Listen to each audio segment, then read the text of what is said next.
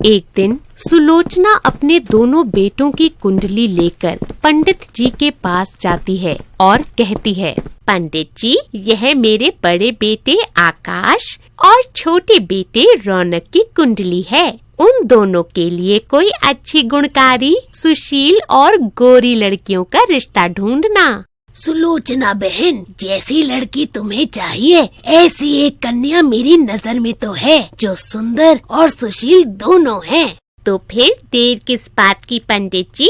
अगर आपके पास उसकी फोटो है तो जल्दी मुझे दिखाइए। हाँ, अभी लो, ये देखो। लड़की की फोटो देखते ही सुलोचना को वह पसंद आ जाती है। वाह वाह, ये तो खूबसूरती की बला है। इतनी सुंदर लड़की तो मैंने पहले कभी नहीं देखी। अब आप बिल्कुल भी देर किए बिना आगे की बात बढ़ाइए। मैं घर जाकर अपने उनसे भी बात करती हूँ इस बारे में। घर पहुंचकर सुलोचना अपने पति रामेश्वर को लड़की की फोटो दिखाती है।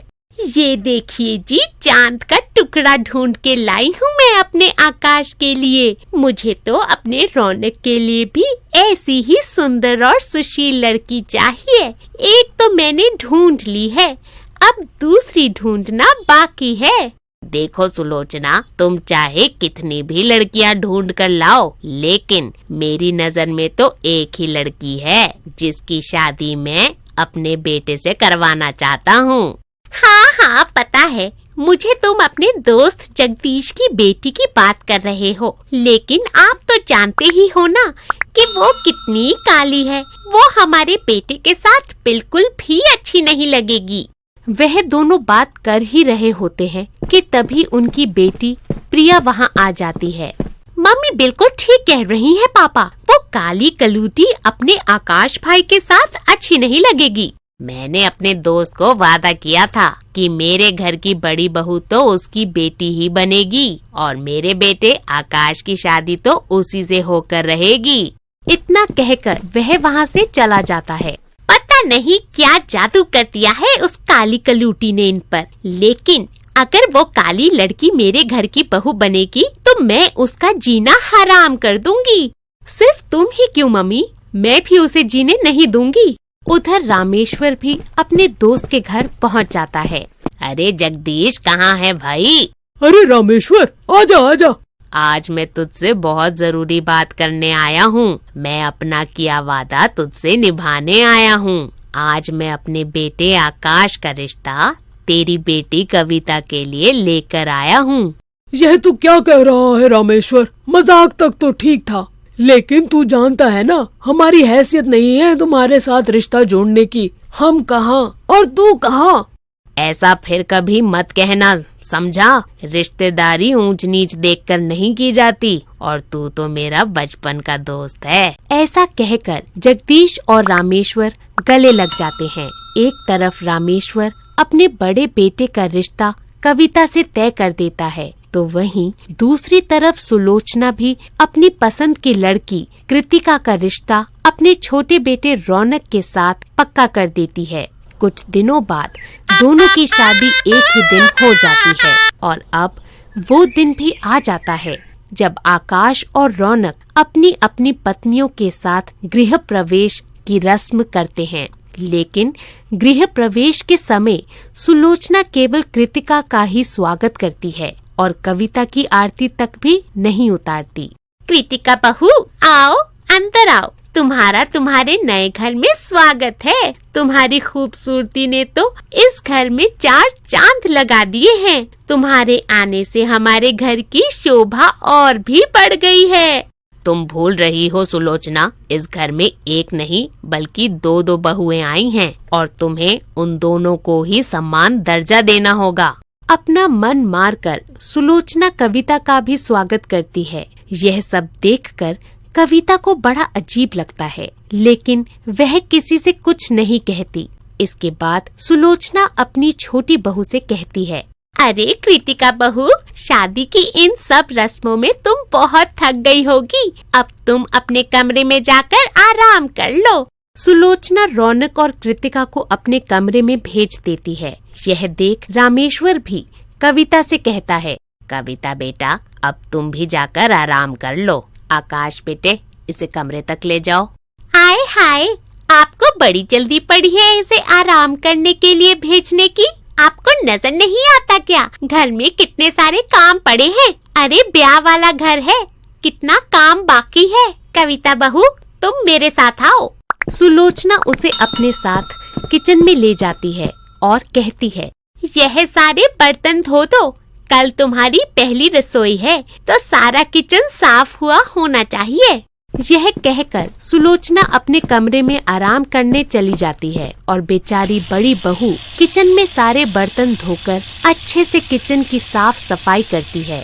ऐसे ही उसको आधी रात हो जाती है। फिर वह अपने कमरे में आराम करने चली जाती है। अगली सुबह कविता और कृतिका की रसोई की पहली रस्म होती है। प्रिया कृतिका के रूम में जाती है और कहती है, अरे ये क्या कृतिका भाभी, आप अभी तक तैयार नहीं हुई? आज आप दोनों की पहली रसोई है ना, जल्दी तैयार होकर नीचे आ जाओ। ये तुम कैसी बातें कर रही हो? क्या तुम्हें नहीं पता कि मुझे कुछ भी पकाना नहीं आता? आप तो बस तैयार होकर नीचे आ जाइए, बाकी सब मम्मी संभाल लेंगी। रस्म और रिवाज है, निभाने तो पड़ेंगे ही ना। अच्छा, अब मैं चलती हूँ। ओफ, ये टिपिकल फैमिली और इनके ये सो कॉल्ड रीति रिवाज, न जाने और क्या क्या झेलना पड़ेगा मुझे इस घर में। कुछ देर बाद कृतिका तैयार होकर नीचे आती है। कविता भी तैयार होकर पहले से ही हॉल में खड़ी होती है। अरे मेरी प्यारी बहू, हाय हाय मर जावा, कितनी सुंदर लग रही है। Yes Kritika bhabhi, you are really looking so gorgeous. Thank. अच्छा मेरी सुंदर बहू, अब तुझे मीठे में जो भी अच्छा बनाना आता है वो तू बना दे किचन में जाकर। ओ गॉड, अब एक बात कितनी बार समझाऊं आप लोगों को कि मुझे खाना बनाना नहीं आता है, बट फिर भी अगर आपकी सो कॉल्ड रस्म पूरी करने के लिए मुझे कुछ बनाना ही है तो ठीक है, just wait and watch. Kritika की बातें सुनकर सभी हैरान रह जाते हैं। फिर वह किचन में चली जाती है और थोड़ी देर बाद मैगी बनाकर लेकर आती है। यह क्या भाभी, आपने मैगी बनाई है और वो भी सिर्फ एक प्लेट? हाँ, तो मैंने पहले ही कहा था मुझे कुछ बनाना नहीं आता सिवाय इस मैगी के। और हाँ, ये मैंने अपने लिए बनाई है। I am so hungry. मेरी मैगी की तरफ नजर डालने की कोशिश भी मत करना तुम सब। सुबह से अभी तक कुछ भी नाश्ता नहीं बना कर दिया तुम लोगों ने। भूख के मारे मेरे तो प्राण ही सूख रहे थे। इसके बाद कृतिका अपने कमरे में चली जाती है। वहीं दूसरी तरफ कविता किचन में जाती है और बेहद ही स्वादिष्ट हलवा बनाकर लाती है। यह लीजिए मम्मी जी, मैं आपके लिए हलवा बनाकर लाई हूँ। रामेश्वर वह हलवा चखता है और कहता है, वाह वाह, मजा आ गया। क्या स्वादिष्ट हलवा बनाया है तुमने बहू। ऐसा हलवा तो मैंने अपनी जिंदगी में कभी नहीं खाया। वैसे ये हलवा तुम्हारी सास को भी खाना चाहिए, क्योंकि उसको भी ऐसा हलवा बनाना नहीं आता। फिर आकाश, रौनक और सुलोचना भी हलवा चखते हैं, लेकिन सुलोचना हलवा खाकर वहाँ से बिना कुछ कहे ही चली जाती है। ऐसे ही कुछ दिन बीत जाते हैं। घर में कृतिका का बर्ताव सबके प्रति और बुरा होता जाता है और वह सबसे बहुत ही बदतमीजी के साथ पेश आती थी। एक दिन सुलोचना जोर जोर से चिल्लाते हुए कहती है, हाय राम, ये क्या हो गया? मैं तो लुट गई रे, बर्बाद हो गई। क्या हुआ मम्मी? मेरी अलमारी से सारे गहने और कैश गायब हैं। हो ना हो इस काली कलूटी ने ही चुराए होंगे। ये आप कैसी बातें कर रही हैं मम्मी जी? आप इतना बड़ा इल्जाम मुझ पर लगा रही हैं। मैं जानता हूँ कविता बहू ये काम कभी नहीं कर सकती। तभी वहाँ प्रिया आ जाती है। आप कविता भाभी को कुछ मत कहिए मम्मी। मैंने कृतिका भाभी को आधी रात को एक बैग ले जाते हुए घर से बाहर की ओर जाते देखा था और वो आज घर पर भी नहीं है। हो ना हो मुझे लगता है यह चोरी उन्होंने ही की है। यह सुनते ही सुलोचना के पैरों तले जमीन खिसक जाती है। तुम सही कहती हो बेटी, मैंने तो कृतिका का रंग रूप देखकर ही शादी के लिए हाँ कर दी थी, लेकिन कभी यह पता लगाने की कोशिश नहीं की कि वह किस तरह की लड़की है। और कविता बहू को हमेशा भला बुरा ही कहा। और तो और आज तो मैंने इस पर चोरी का इल्जाम भी लगा दिया। कविता बहू हो सके तो मुझे माफ कर दे। नहीं मम्मी जी, आपको मुझसे माफी मांगने की कोई जरूरत नहीं है। अरे आप तो मेरी माँ जैसी हैं और माँ अपने बच्चों से माफी नहीं मांगती। इसके बाद सुलोचना कविता को गले लगा लेती है और फिर कभी काले गोरे में भेदभाव नहीं करती। सुलोचना अब कविता को बहुत प्यार करने लगती है और उसके साथ खुशी खुशी रहने लगती है।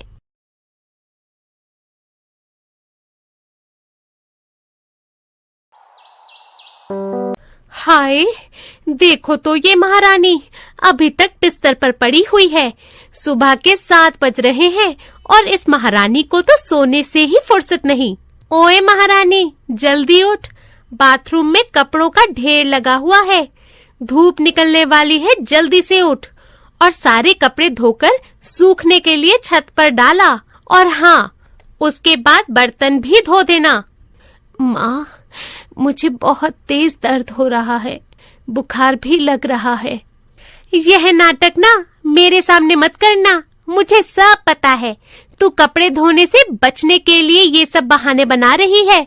अगर तू 2 मिनट में उठकर बाथरूम में कपड़े धोने नहीं गई तो तेरी बहुत ठुकाई होगी। माँ, मैं कब से आपका वेट कर रही हूँ, जल्दी से मेरी चुटिया बना दो, मुझे स्कूल जाने के लिए देर हो रही है। आई मेरी बच्ची, अभी थोड़ा सा रुक, मैं तेरे लिए पहले गरम दूध लेकर आती हूँ। गरम दूध पीना बहुत अच्छा होता है, इससे दिमाग तेज होता है और पढ़ाई में मन लगता है। पूनम नीतू और रिया में इसलिए भेदभाव करती थी क्योंकि रिया पूनम की खुद की बेटी थी, जबकि नीतू सौतेली। लगभग 3 साल पहले उमेश ने पूनम से दूसरी शादी की थी।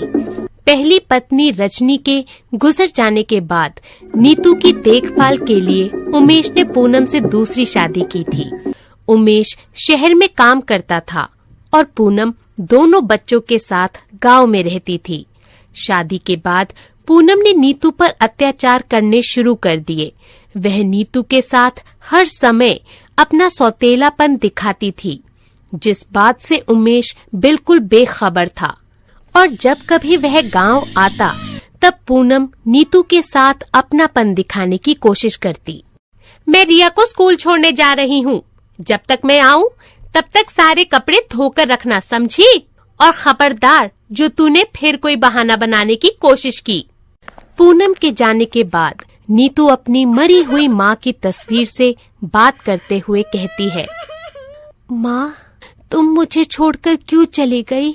तुम्हें पता है, नई सौतेली माँ मुझे बिल्कुल भी प्यार नहीं करती और मुझे बहुत मारती है। वो सारा दिन मुझसे घर का काम करवाती है। मेरे पास लौट आओ ना माँ। बुखार से तपी हुई नीतू घर का सारा काम करती है, लेकिन पूनम को उस पर बिल्कुल भी तरस नहीं आता। नीतू कपड़े धो रही होती है कि तभी उसके पापा उमेश आ जाता है। पूनम, पूनम, कहाँ हो तुम? अजी, आ गए आप? इस बार आप बिना बताए ही चले आए। तभी वह नीतू से कहती है, अरे नीतू, ये तो क्या कर रही है बेटा? मैं तुझसे कब से आराम करने के लिए कह रही हूँ, पर ये लड़की भी ना मेरी एक नहीं सुनती। तुझे थोड़ा बुखार है ना? जा, तू अब जाकर आराम कर, मैं तेरे लिए खिचड़ी बनाकर लाती हूँ। मैं यह देखकर बहुत खुश हूँ कि तुम नीतू का बिल्कुल उसकी सगी माँ जैसा ध्यान रखती हो। जी, वो मेरी भी तो बेटी है और मैंने रिया और उसमें कभी कोई फर्क नहीं समझा। कुछ देर बाद वह नीतू के कमरे में जाती है और उससे कहती है, अगर तेरे बाप को जरा सा भी शक हुआ ना कि मैं तुझे स्कूल नहीं जाने देती या तुझसे घर के सारे काम लेती हूँ, तो देख लेना, तेरी गर्दन काट दूंगी। और हाँ, ये ले कल की बासी रोटी, तू इसी लायक है, इसे खाकर ही सो जा। और अगर तेरा बाप पूछे तो बोल देना तूने खिचड़ी खा ली है। कुछ देर बाद उमेश पूनम से कहता है, पूनम, सुना है इस बार काफी ठंड पड़ने वाली है, इसलिए मैं नीतू और रिया के लिए गर्म कपड़े और तुम्हारे लिए ये गर्म शॉल लाया हूँ। नीतू, ये ले मेरी बच्ची, ये गरम स्वेटर पहन ले, तुझे इसमें ठंड नहीं लगेगी। जैसे ही उमेश नीतू को वह स्वेटर पहनने के लिए देता है, वह उससे लिपटकर जोर जोर से रोने लगती है। अरे मेरी बच्ची, तू रो क्यों रही है? चल, मैं तुझे डॉक्टर के पास ले चलता हूँ। वह तुझे अच्छी सी मीठी मीठी दवाई देंगे और तू बिल्कुल ठीक हो जाएगी। आप बहुत अच्छे हो, मेरे सबसे अच्छे पापा। अगले 4-5 दिन तक उमेश गांव में ही रहता है। इस कारण पूनम नीतू को कुछ नहीं कह पाती। 4-5 दिन तक नीतू बहुत खुश थी, क्योंकि उसके पापा उसी के साथ रहते थे। उमेश 4-5 दिन तक वहीं रहता है। वह दोनों बच्चियों के साथ हंसना खेलना, खाना पीना, उनके साथ खूब समय बिताता है। अगले दिन जब नीतू सुबह नींद से जागती है तो पूनम से पूछती है, माँ, पापा कहाँ है? कहीं नजर नहीं आ रहे। जब तू आराम से सो रही थी ना महारानी, तभी तेरे पापा सुबह की बस से शहर चले गए। और हाँ, बहुत आराम कर लिया तूने। अब जल्दी से किचन में जा और बर्तन का ढेर जल्दी से धो दे। उसके बाद कपड़े भी इकट्ठे करके रखे हैं, बाथरूम में उन्हें भी धो देना। और अपने नए स्वेटर इधर दे, मेरी रिया पहनेगी। तू ये उसके कुछ पुराने स्वेटर हैं, इन्हें पहन लेना। नहीं, ये मेरे पापा ने मुझे दिए हैं। अच्छा, मुझसे जुबान लड़ाई की? आज तुझे मजा चखाऊंगी। बाहर कड़ाके की ठंड पड़ रही है, सारी रात बाहर खड़ा रखूंगी, और वो भी बिना स्वेटर के। सारा दिन घर के काम करवाने के बाद रात में पूनम नीतू को भरी ठंड में बिना स्वेटर के खड़ा कर देती है। माँ, ऐसा मत करो, आप मेरे सारे नए स्वेटर ले लो। मुझे नहीं चाहिए, पर मुझे घर के अंदर आने दो माँ। अब आई ना तेरी अक्ल ठिकाने। सुबह तो बड़ी हेकड़ी दिखा रही थी, लेकिन अब मैं तेरी एक बात नहीं सुनूंगी। आज तू सारी रात ठंड में बाहर ही खड़ी रहेगी। बाहर कड़ाके की ठंड थी, जिसमें नीतू ठंड से काफी ठिठुर रही थी। गांव में भी सभी अपने घरों के अंदर सो गए थे। तभी नीतू रोते हुए अपनी माँ को याद करती है और कहती है, माँ, तुम क्यों चली गई मुझे छोड़कर? देखो ना, आज सौतेली माँ ने मुझे इतनी ठंड में घर से बाहर खड़ा कर दिया। माँ, आ जाओ ना मेरे पास। उधर रिया अपनी माँ से कहती है, माँ, उसे अंदर बुला लो ना, बाहर बहुत ठंड है। पूनम, चुप कर, तुझे बड़ी दया आ रही है उस पर। ज्यादा हमदर्दी दिखाएगी ना तो तुझे भी उसके साथ खड़ा कर दूंगी। जा लाडो, अब तू जाकर सो जा। ठंड बहुत ज्यादा है ना, कहीं मेरी बच्ची को ठंड न लग जाए। उधर स्वर्गलोक में नीतू की मरी हुई माँ रजनी यमराज के पास जाती है और उनसे कहती है, यमराज जी, कृपा करके मुझे कुछ देर के लिए धरती पर जाने दीजिए। मेरी बच्ची को मेरी जरूरत है, वो ठंड से ठिठुर रही है। रजनी, ये असंभव है, लेकिन हाँ, तुम्हारी शुद्ध और साफ दिल आत्मा को देखते हुए मैं सिर्फ 1 घंटे के लिए तुम्हें धरती पर जाने दे सकता हूँ। आपका मुझ पर बहुत बहुत शुक्रिया। आपकी सदा ही जय हो यमराज जी। यमराज की आज्ञा मिलने के बाद रजनी की आत्मा पृथ्वी लोक पर चली जाती है। उधर उमेश का मन भी बेचैन हो रहा था, इसलिए वो भी आधे रास्ते से ही वापस लौट आता है। रजनी की आत्मा नीतू के पास जाती है और कहती है, मेरी बच्ची, घबरा मत, देख तेरी माँ तेरे पास आ गई है। अपनी माँ को सामने देख नीतू में हिम्मत आ जाती है और वह अपनी माँ से लिपटकर रोने लगती है। रजनी जैसे ही अपना हाथ उठाती है तो उसके हाथ में एक जैकेट आ जाता है। ले मेरी बच्ची, तू ये जैकेट पहन ले। नीतू वह जैकेट पहन लेती है और फिर अपनी सारी आप बीती अपनी माँ को सुनाती है। माँ, सौतेली माँ मुझे बहुत मारती है, मुझ पे बहुत अत्याचार करती है। पापा आए थे, पर सौतेली माँ ने मुझे उन्हें कुछ भी बताने से मना कर दिया। माँ, मुझे यहाँ नहीं रहना, मुझे भी अपने साथ ले चलो। नहीं मेरी बच्ची, अभी तो तुझे इस दुनिया में बहुत कुछ देखना है।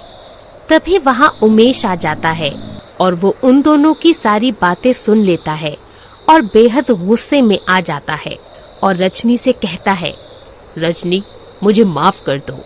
हमारी फूल सी बच्ची पर इन सब अत्याचारों की वजह मैं हूँ। ना तो मैं दूसरी शादी करता और ना ही हमारी बेटी को यह सब झेलना पड़ता। आज सच में माँ की ममता जीत गई, जो मरने के बाद भी अपने बच्चे की पीड़ा देखते हुए उसके पास आ गई, और एक मैं हूँ जो यहाँ रहकर भी अपनी बच्ची का दर्द नहीं देख सका। मुझे माफ कर दो, अब मैं उस औरत को नहीं छोड़ूंगा। तभी वह घर के अंदर जाते हैं। अरे आप तो शहर चले गए थे ना, फिर वापस कैसे? शायद मेरी बच्ची के आंसुओं ने मुझे रोक लिया। अब मैं तुम्हें इस घर में एक पल के लिए भी नहीं रहने दूंगा। सब गांव वालों के सामने तुम्हें इस घर से और अपनी जिंदगी से बाहर निकाल फेंकूंगा। ऐसा मत कहो जी, मुझे माफ कर दो, मुझसे बहुत बड़ी गलती हो गई, मुझे माफ कर दीजिए, मैं आपके पाँव पकड़ती हूँ। लेकिन उमेश पूनम की एक नहीं सुनता। उसने काम ही जो ऐसा किया था, अगर ठंड की वजह से कहीं बिन माँ की बच्ची को कुछ हो जाता तो? यह सोचकर उमेश उसे घर से बाहर निकाल देता है। उमेश, अब मुझे जाना होगा। मेरे पास सिर्फ इतना ही समय था, लेकिन मेरा आशीर्वाद मेरी बच्ची पर हमेशा रहेगा। इतना कहकर रजनी की आत्मा वहाँ से चली जाती है। मेरी बच्ची, आज से तेरे माता पिता दोनों मैं ही हूँ। इसके बाद उमेश नीतू को अपने साथ शहर लेकर चला जाता है और उसे एक अच्छे स्कूल में पढ़ने डाल देता है, लेकिन साथ ही वह रिया के प्रति भी अपनी पूरी जिम्मेदारी निभाता है और हर महीने उसके खर्चे के पैसे पूनम को भेज दिया करता था, लेकिन पूनम को दोबारा अपनी जिंदगी में कभी नहीं अपनाता।